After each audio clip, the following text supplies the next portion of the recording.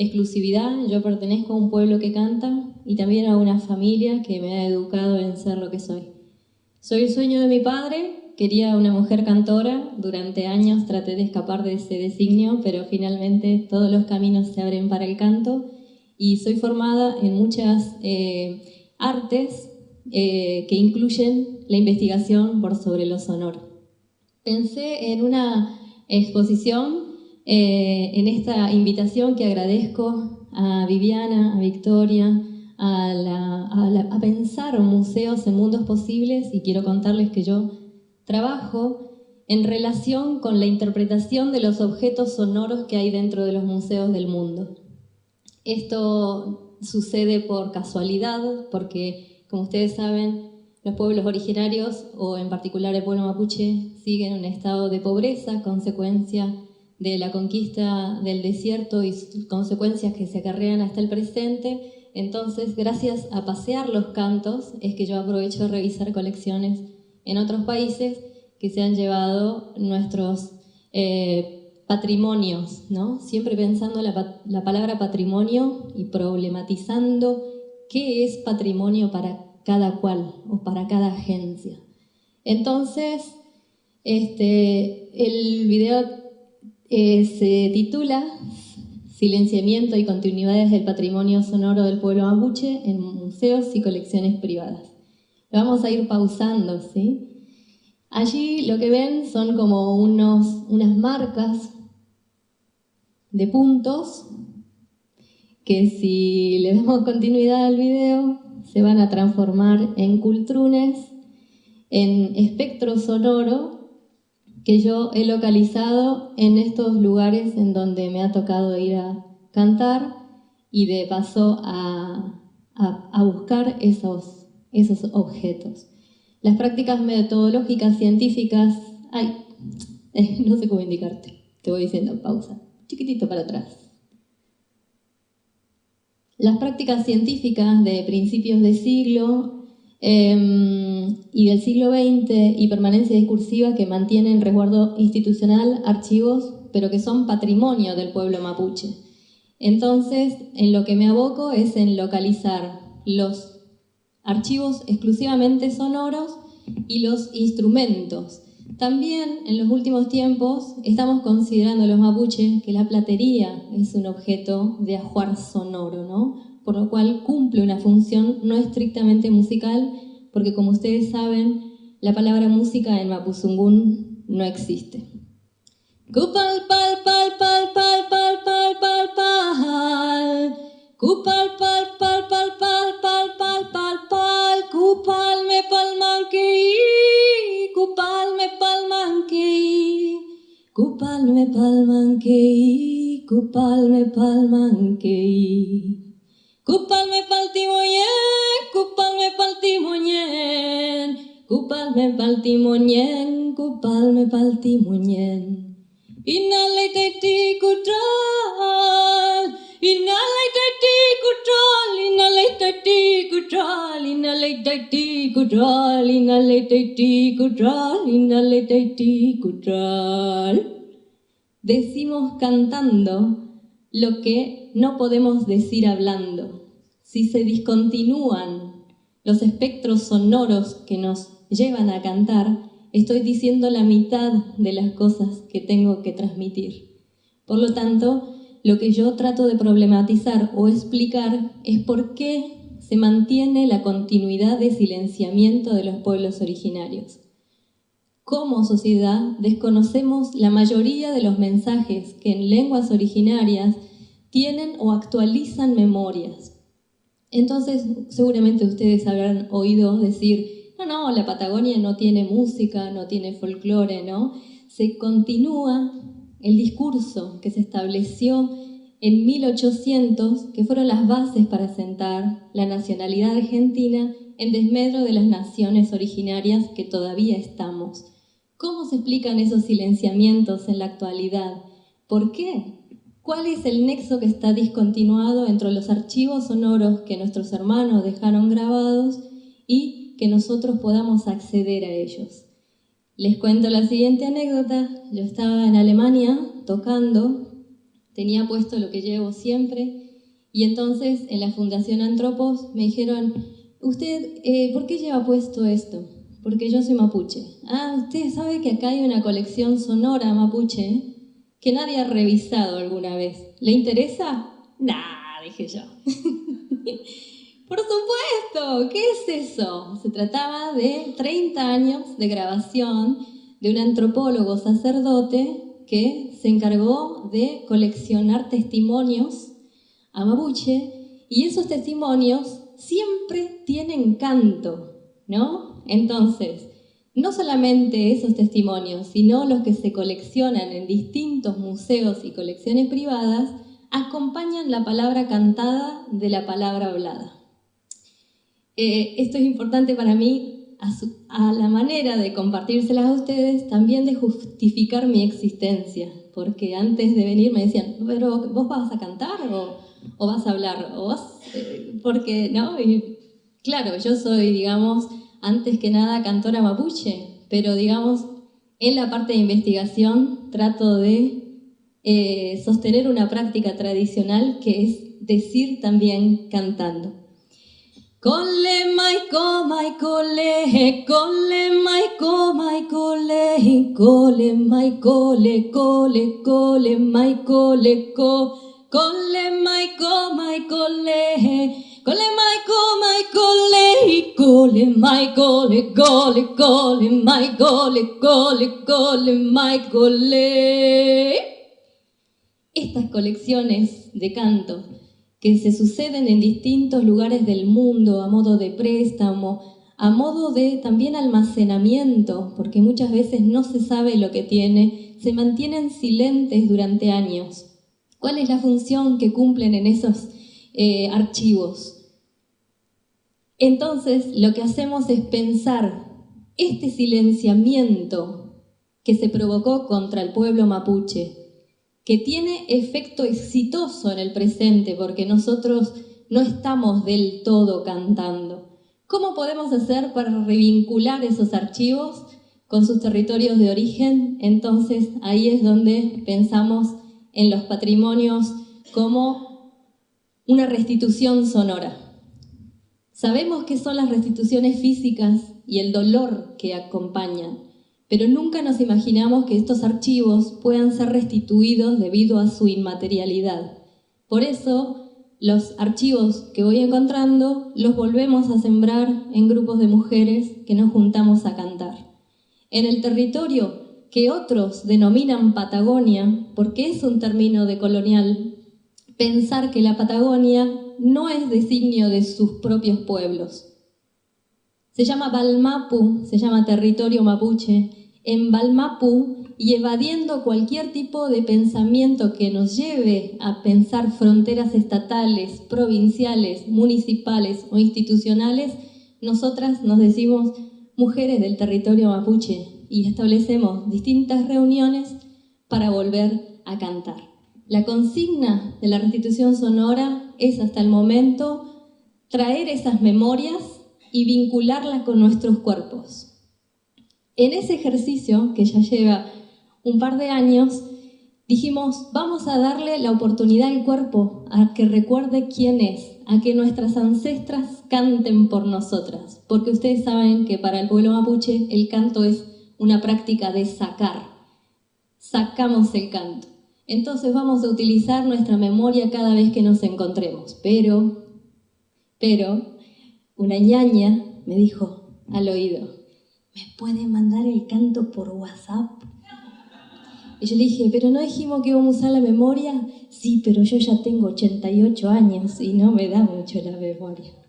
Genial, ¿no? Fíjense cómo esa anécdota actualiza, es que estamos en el 2023, no podemos asociar prácticas de recuperación estado esencialista, ¿no? Necesitábamos el WhatsApp y efectivamente el canto empezó a pasar por ahí.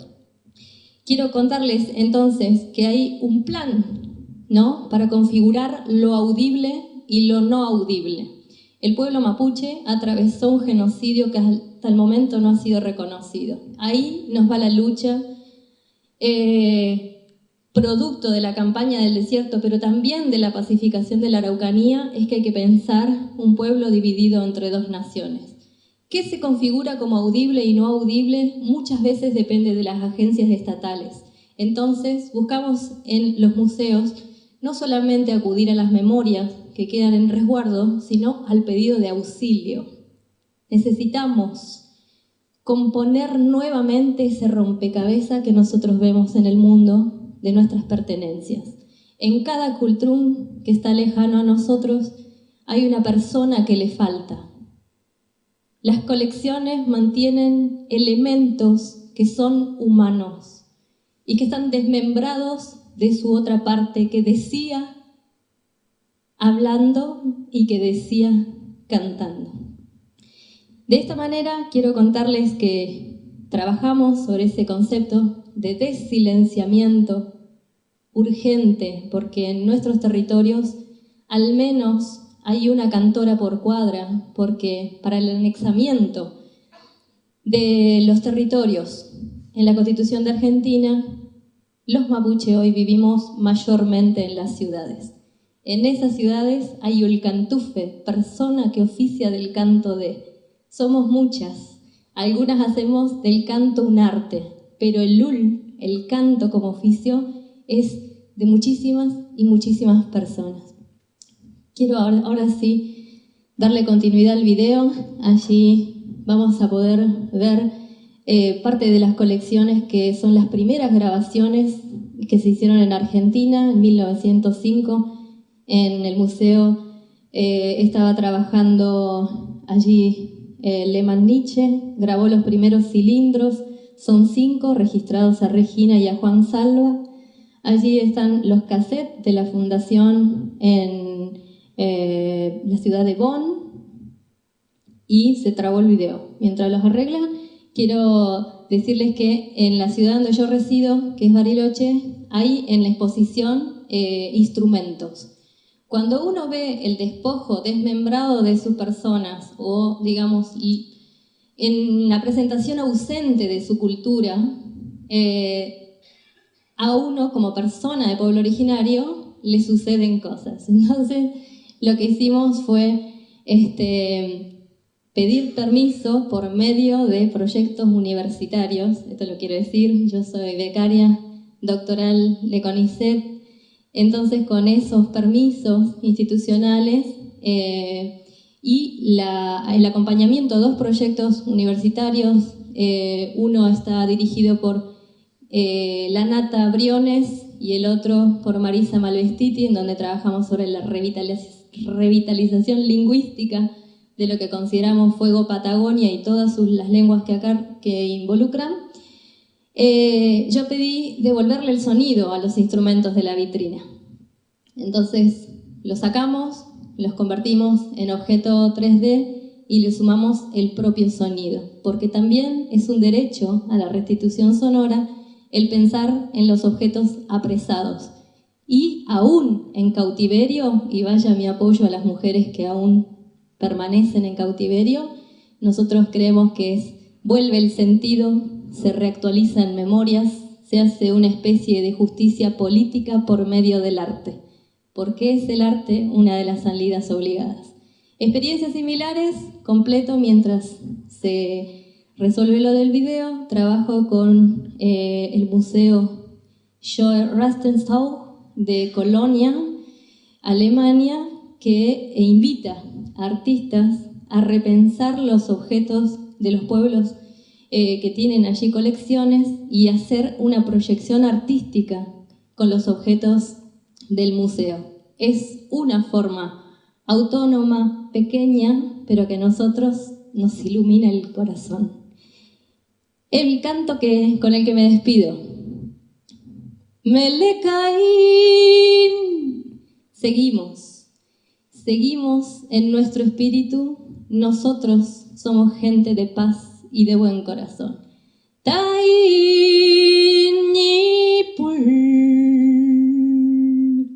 Melecaín, que me piu que uche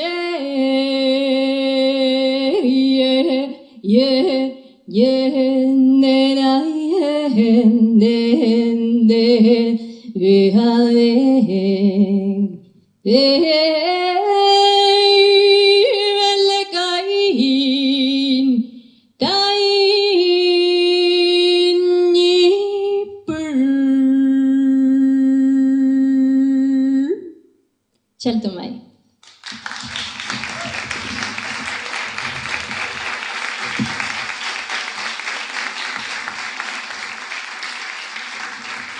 No caminó el video, no pudimos ver la restitución sonora por alguna razón, pero quiero decirles, me pueden ubicar por mi nombre en cualquiera de las redes por medio del activismo que propone la experiencia musical. Estamos allí dando batalla juntas, aunque el pájaro que cante sea uno solo.